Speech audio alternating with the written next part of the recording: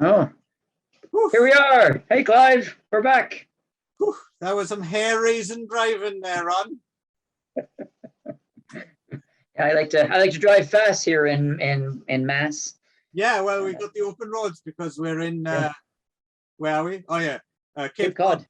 Yeah. Yeah, on Cape Cod. I drove across the water. Yeah, so Yeah, no, I remember anyways, Cape. doing that just Yeah, now. yeah. And then we parked and we set up our set. Yep. And this is part 2 of Septic Shock Road Trip Hits Massachusetts. Mm. And this time we're in, I think mostly Cape Cod and a bit of Nantucket, and obviously there was a little bit filmed in Boston, right? But yeah, so this time we're talking the 1972 film Stigma, which I'd never seen before. Okay, first time. Yeah, I'm a fan of the director David and writer David E. Durston made a horror film prior to this, which we might actually get to later on in the trip because it seems to be exactly the type of film I was thinking about when I was thinking about doing this series. A film called I Drink Your Blood. Okay. In which some hippies eat some meat pies infected by rabies and become rabid killers, which is a great exploitation plot, I think. Yes, David E. Durston directed I Drink Your Blood, and then well, he also did some live TV. He did a couple of gay porn films, Manhole, which is a great title, and Boy Nap. Director or actor? Director. Oh, okay. And he also made this curious film, which I'd been very interested to see for years, but I never got around to it. But I thought this is our opportunity. And this is quite a strange film, isn't it, Ron? Wow, what an oddity this film is. It really is. It's a good one when I'm watching this movie and I go, this film, what? Like what? Yeah, it's so this film is essentially a PSA for syphilis. Basically, that's basically the raison d'etre. Is basically it's just a public service announcement about the dangers of syphilis and being promiscuous and being promiscuous. Right. Yeah. And I would say it's only borderline a horror film. Really? I wouldn't even say it is. I mean, I don't think there is. Even on IMDb, it's a thriller, which I believe it was sort of tacked on some sort of thriller elements just to get people to watch it. I think, right? Because I think it's almost like it was. I wouldn't be surprised if it was produced by the health the health board or something like that. I don't think it was. I think it was a proper attempt at making something commercial, but it's such a strange. It's very difficult to categorize it at all, really. I mean, and that would be interesting enough. But the fact that it's also stars future Miami Vice star Michael Thomas, Michael and I believe his first movie role, I believe. Yeah, and giving a strange performance. Trying his best, I think, is probably. Yeah. I think I believe Philip Michael Thomas was a Broadway actor before this. He was sort of discovered for Broadway, so he's a properly good actor. And I think he was sort of discovered and given this thing. He's like, oh, so I think he's really trying his hardest to really milk something good out of this movie, but it's an uphill battle, I think. Yeah, well, I think sometimes the director maybe just told him to do something, and he was like, and he kind of went with something, and yeah, okay. You could see that he was really trying to find like the real backstory for this character and to really find like a thing, right? He really wanted. He was like, I think this is a really, really good example of an actor really trying to elevate a piece above the script. Like he's really trying hard, but I ultimately fails, I guess. There's another theatre connection as well, in that David E. Durston was involved in theatre as well, and apparently one of the ideas at the back of I don't know if you heard the commentary for this film. No, I didn't know. David Edelson, who seems a little bit confused now and again because he's getting a bit old. But one of the things apparently in the back of his mind was the Ibsen play Ghosts, because it deals with congenital syphilis. So apparently that's one of the things, and then a newspaper article about something that happened in Russia or something like that. And that's how we came up with this idea. Yeah, so Philip Michael Thomas gets out of jail and kind of after a really weird opening scene in so he gets out of jail in Boston and kind of goes to this like dive bar, is hit on by like a gay guy and a kind of bar floozy, they're both kind of barfly types. Yeah, right.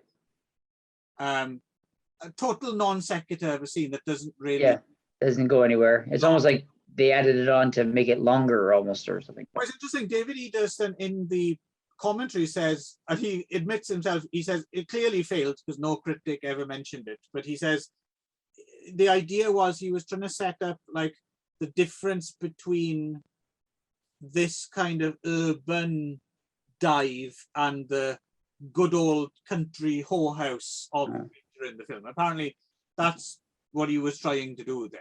But it just that scene, as soon as that scene started playing out, I knew I was in for a bumpy ride with this film. What's going on? It's just an odd scene that doesn't really. Yeah. And the tone of all of the acting in this movie is very solid. And starting with this scene, it's sort of like, it's sort of this almost this comedic, like shooting for the fences, over the top kind of a style to it, but it's really not meant to be that, I don't think, and it sort of undercuts the ideas or the themes or the message it's trying to get across by having this almost comedy version to it. I didn't get it, right? So because it's not a feel good theme or location, right? So no. Yeah, it is an odd. Anyway, so after this scene, which has nothing to do with anything else, Philip Michael Thomas's character attempts to hitchhike out to, turns out to be this island community, which is filmed around Cape Cod, Nantucket area. And he bumps into a discharged soldier, played by someone whose name I wrote down, but my hand. Harlan Carey Poe. There we go. And they play on, I suppose there's an attempt at a bit of social messaging here, right? So Philip Michael Thomas is attempting to hitchhike by himself, a black man knows himself, and then this white guy in a surf. He has these sort of temper tantrums when people refuse to pick him up. He's like, throughout this film, like, you're not going to last long as a hitchhiker because you can't take the rejection.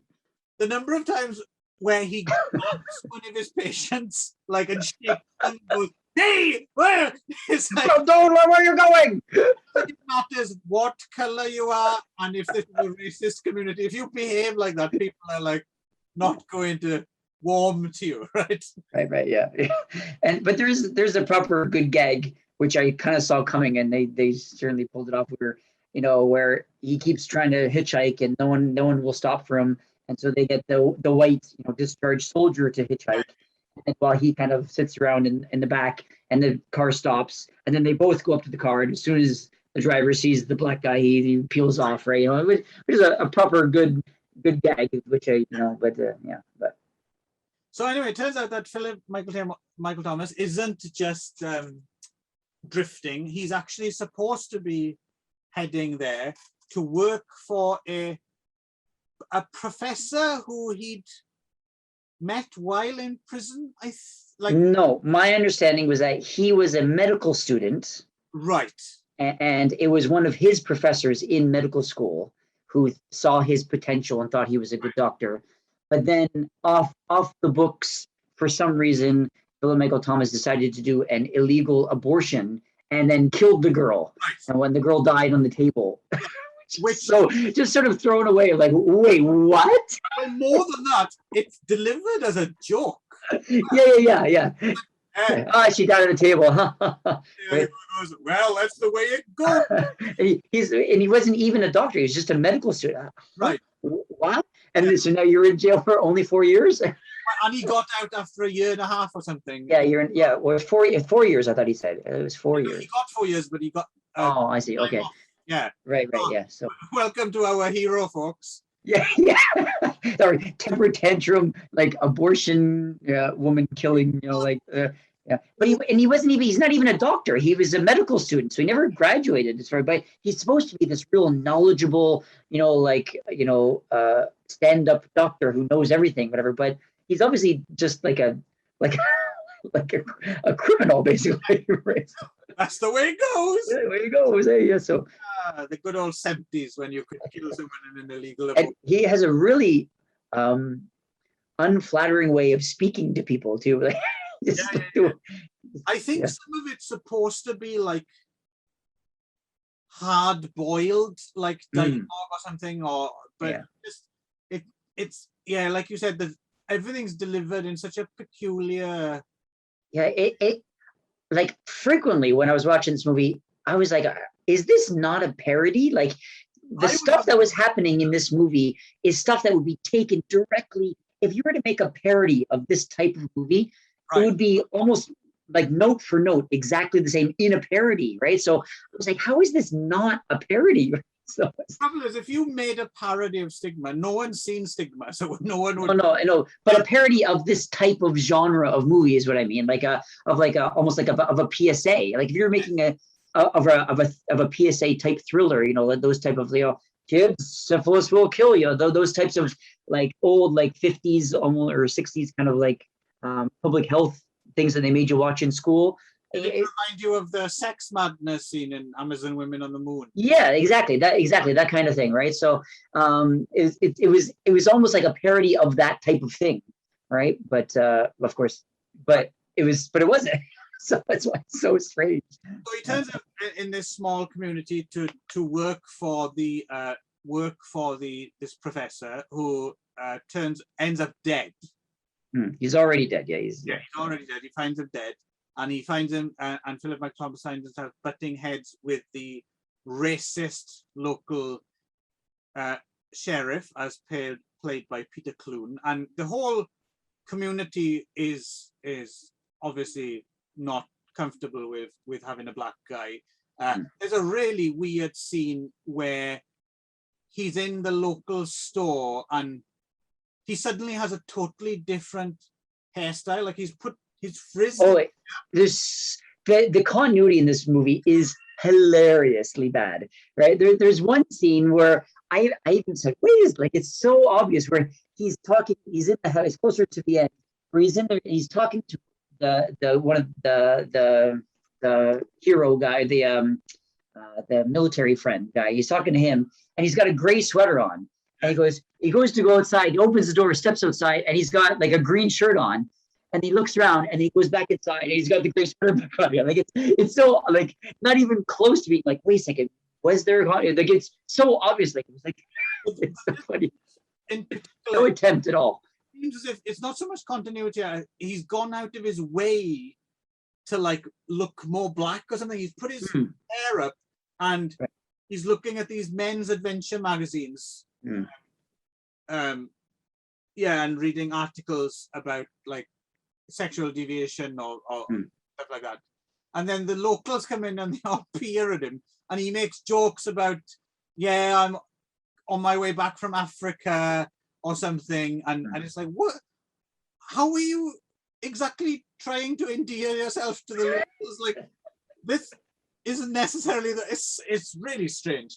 Yeah. I don't quite get how this was supposed to go down, really, but anyway, and that's a bit of a non sequitur as well. That's and you just they try and layer on this, and then there's this scene where the military friend, decides what he needs to do is he needs to have like a great moment of saving someone's life, and then the community will rally around him, right? So hires some kid to pretend. So it was his brother. Brother. Yeah, it was his brother because he has this huge family, right? Yeah, he seems to pretend to have drowned, and then rushes off to get Philip Thomas, who rushes down and is supposed to save him. But as far as I could tell, the kid isn't even wet. Like, he hasn't even been in the water. He looked bored dry to me. He's wet, but he's so obviously breathing and moving, right? And then he doesn't actually give the kid mouth to mouth, right? He just picks him up and kind of like tries to throw the water out of him, right? And the military guy goes, give him the mouth thing, give him the mouth thing, right? So yeah, and then I guess the idea is that he saves the child within the community, but doesn't seem to really work. I mean, no. I don't know. It's difficult. I'm not quite sure how racist this community is supposed to be. So I suppose there isn't a burning cross on his lawn in the next scene, so it might have worked. But I don't get the sense that. Well, they do mention like, oh, I really appreciate what you did for that kid. You know, they do throw that in a couple times, so it's meant to endear him a little bit, but it's pretty ridiculous. But anyway, so trying to figure out what happened to the. So now also he just moves into his house and takes over his practice. Yeah, but obviously, as I said, not a doctor. he was a medical student, but he comes in and he says, I'm this medical professional. I know. And even in the summary for the movie, it says a knowledgeable doctor, but he's not a knowledgeable. He's a medical student who killed a girl. It does seem to occasionally, I've noticed, when he has a part where he's supposed to seem like he knows what he's talking about, he suddenly puts on glasses. Yes. Puts on a waistcoat. It looks like you see that there's one scene where he finds like a medical scrubs, and he's so like giddy. He's like, I've got medical scrubs. He's like a medical groupie or something. It's very strange. So very strange. Eventually, what happens is, he finds this tape recording, and he's trying to figure out why this doctor ended up dead. And then this drunk, crazy old man who turns up in his clinic. And so basically he figures out, and as well, after watching a film, like a 16mm film about syphilis, like one of the show to the armed forces, right? Like that with his buddy for fun, I guess. I don't know. Yeah. Doesn't actually seem to watch it. His buddy watches it. He fucks off outdoors. Yeah. I'm surprised. It's like a full 10-minute like informational video about syphilis and with a guy with a really bad wig on, right? If you thought, oh, this film's pretty good, but it's missing horrible close-ups of cankers and sores, and don't worry. We got that. That's pretty much the closest it gets. It strays to horror territory, which is like these real pictures of actual like syphilitic sores. You know, pretty horrible. So he's aware. So there's some kind of epidemic on the island. Is basically what he suspects, right? But he's not quite sure what it is. And then he slowly figures out, oh, it seems as if there's an outbreak of syphilis on the island, but it's being covered up. So that's why, it's kind of dangerous. So it seems to be spreading. And at first they go to, speaking of weird scenes, they go to the local whorehouse, right? To try and to test the prostitutes there, I guess, to see. And this scene again is just what the hell is going on here? There's like one of the prostitutes is, I thought the gag was that she was supposed to be mentally disabled, and that's why she kept falling down the stairs. But then on the director's commentary, David doesn't just says, oh no, it's because she's fat. Like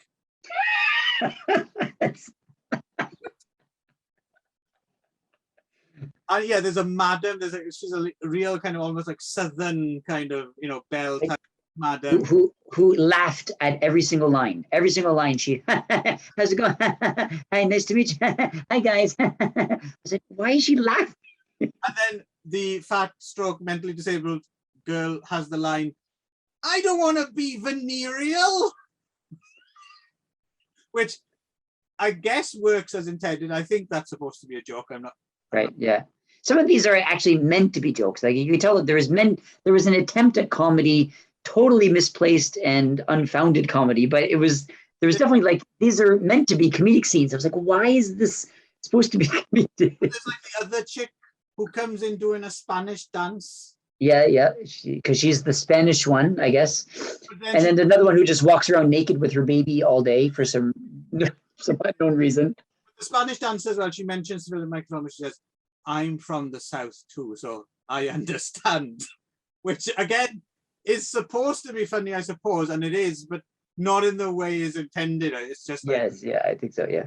So then these local goons turn up to try and muscle them.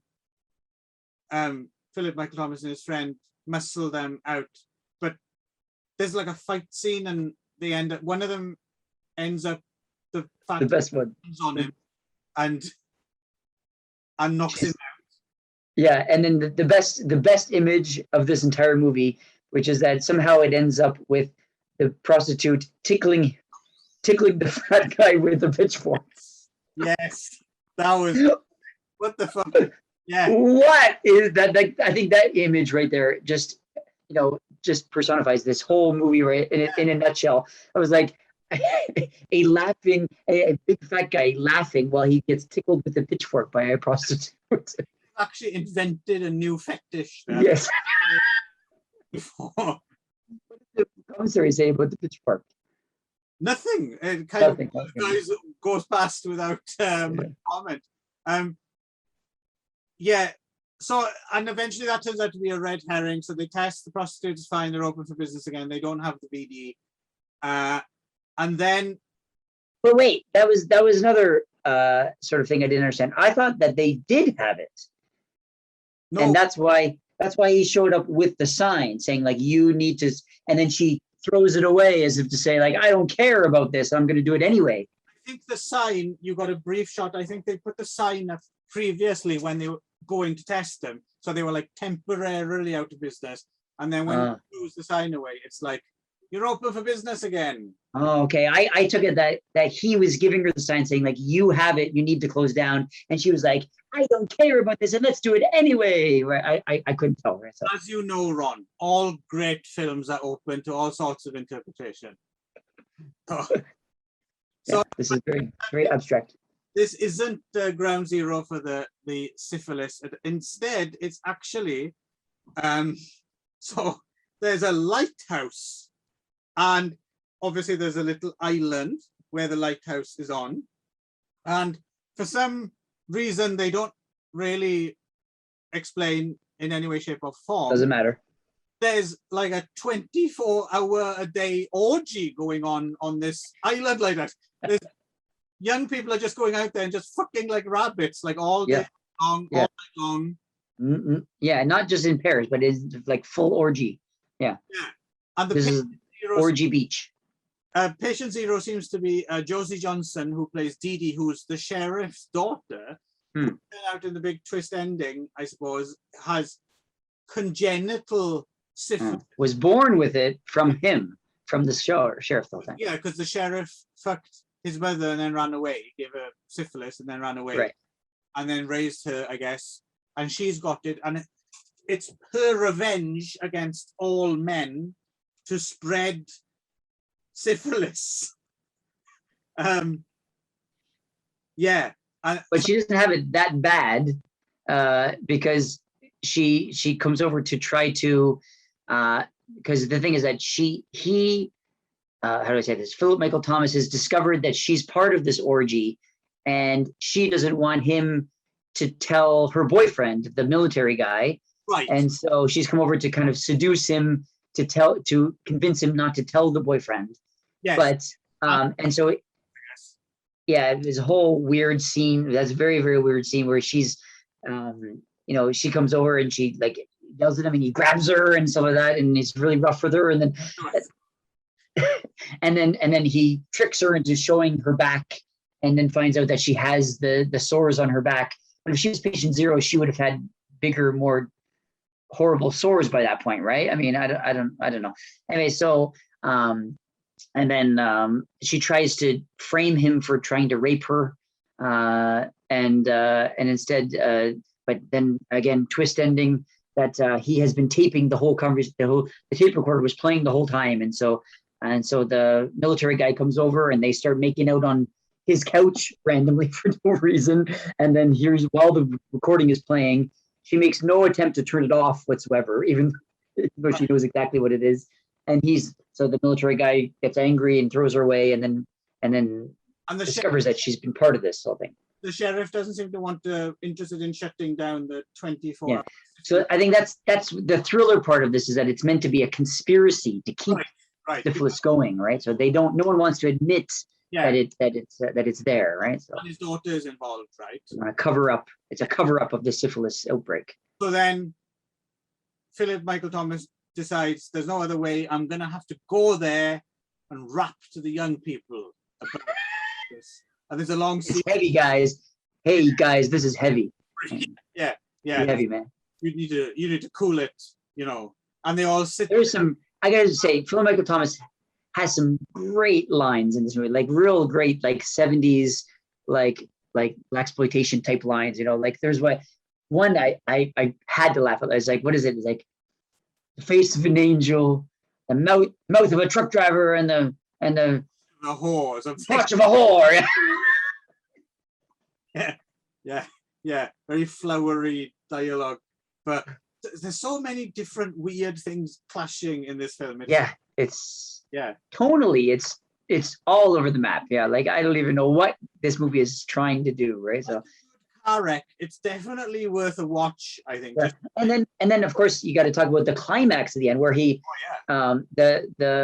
sheriff shows up and the sheriff punches him, and then he kicks the sheriff in the balls and runs away and hides and instead of running away, he goes to his house and hides in his house and records something for 45 minutes.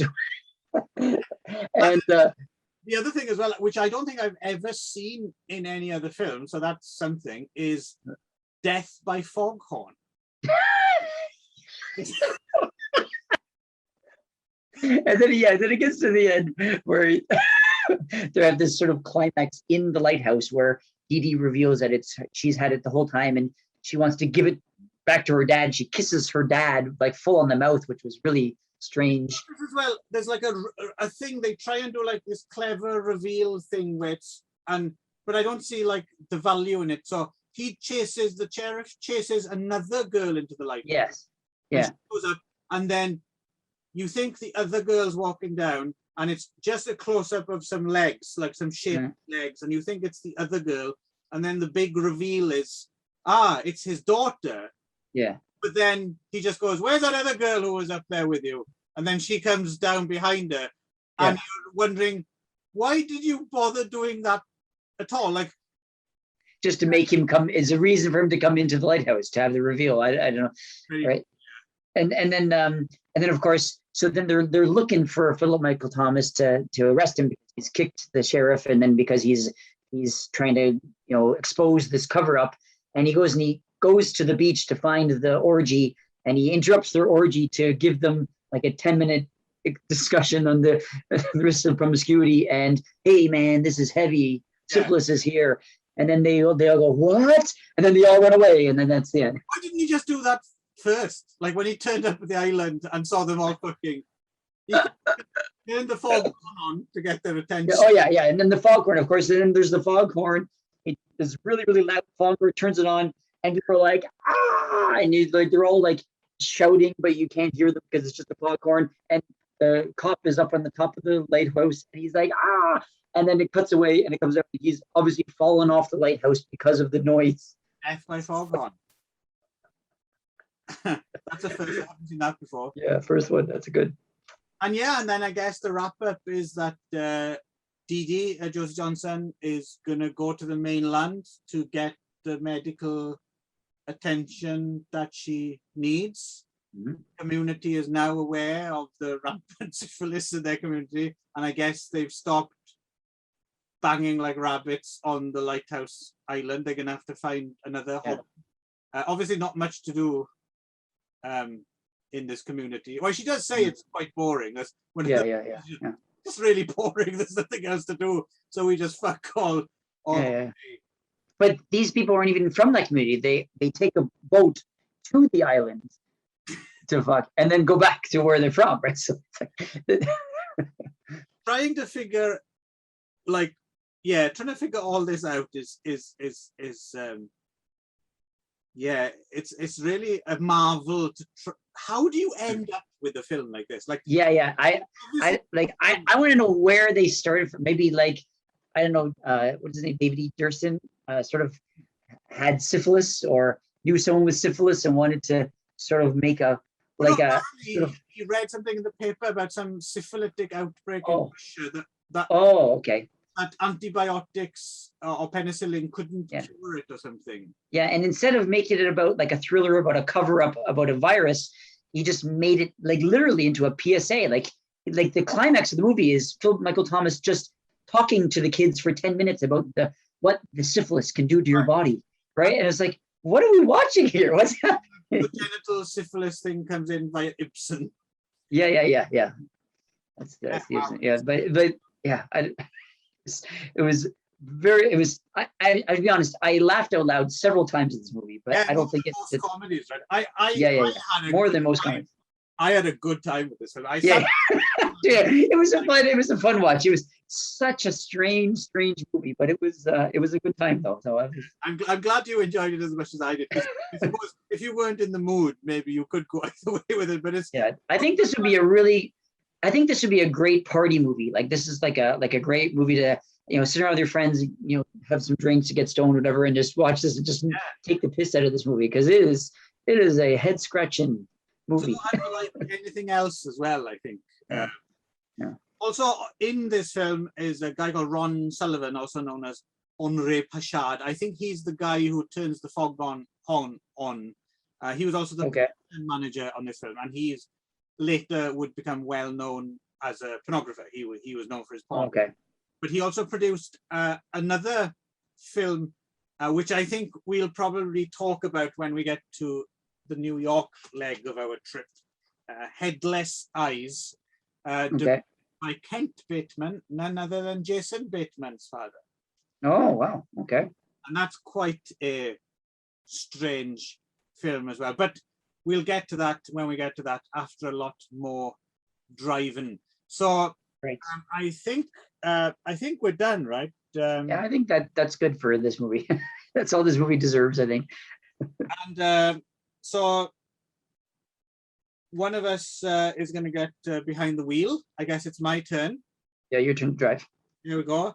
And we're heading, I think next time we'll be stopping off in Rhode Island. Rhode Island is our next state on this journey.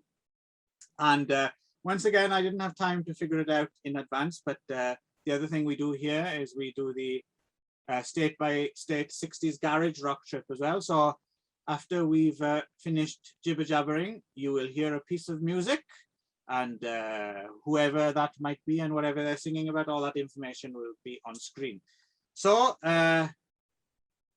get in the back, Ron. Yeah. Put it in my seatbelt on. Safety first. And here we go, off to Rhode Island. Until next time. Bye. Should we drive a frame? Oh, you go the wrong way.